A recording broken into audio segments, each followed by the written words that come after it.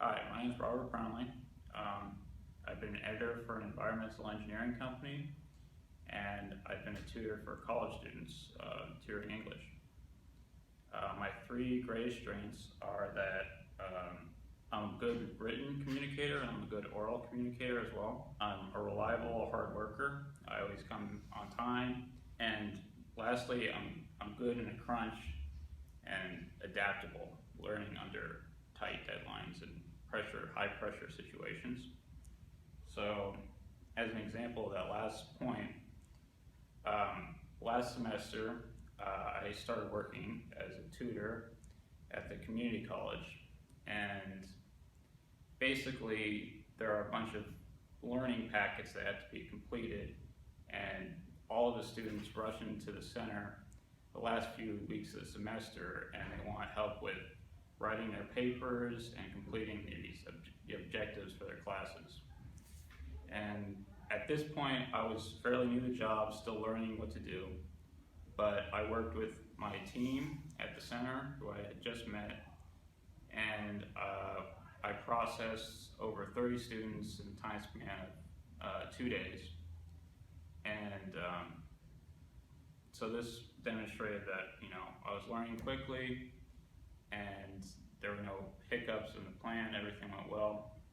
And after that semester was over, one of the students who I helped write a paper for an environmental topics class came back and thanked me. She made a special trip back to thank me, and that was gratifying, and I think that shows that I'm pretty good in a crunch.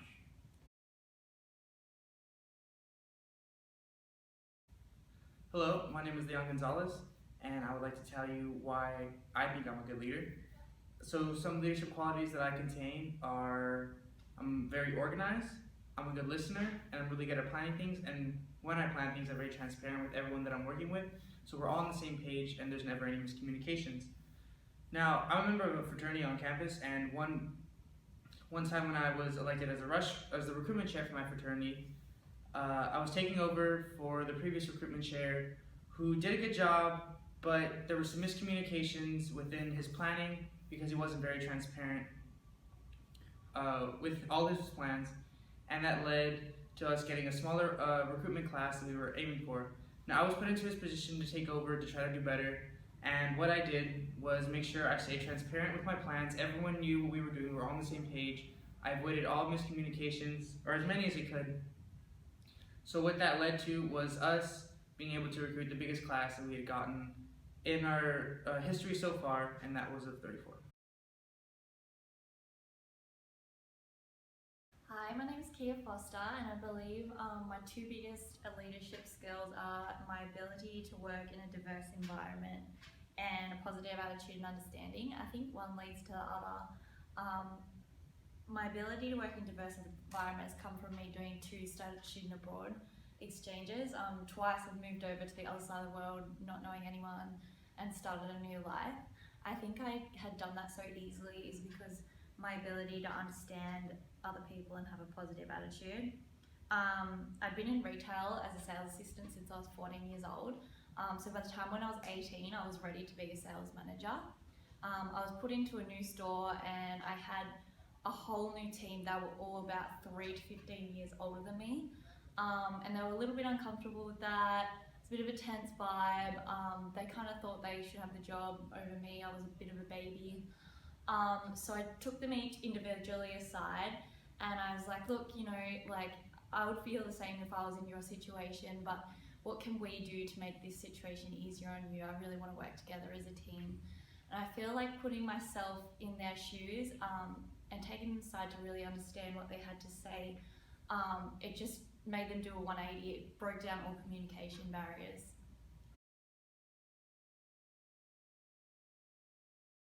Hi, my name is Simran Nath, and some of my strengths include that I'm patient, hardworking, and punctual. So there was a time when I was employed at Macy's and I had to handle a customer complaint. The customer had put items on hold the night before and one of her items was missing. This customer wasn't originally one of my original customers, but it was an associate of mine, and I noticed that the associate was flustered, so I decided to intervene and ask what had happened. Once I found out her situation, I offered her my help, and told her that I would help her find the items that she had lost in the original section where she had found it.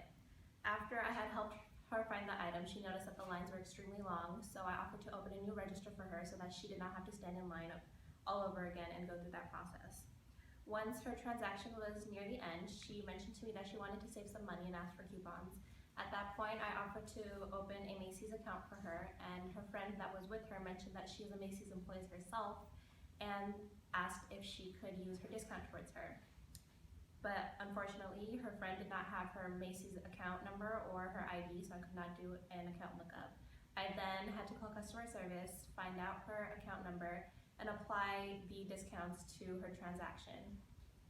After the customer had purchased all her items and received the discount, she had left the store feeling extremely satisfied with her service and her transaction. And in the beginning, when she came, she was really upset and angry about our mistake of misplacing her items, but she was able to see that through my willingness to cooperate and patience and hard work, she left the store knowing that her expectations were met.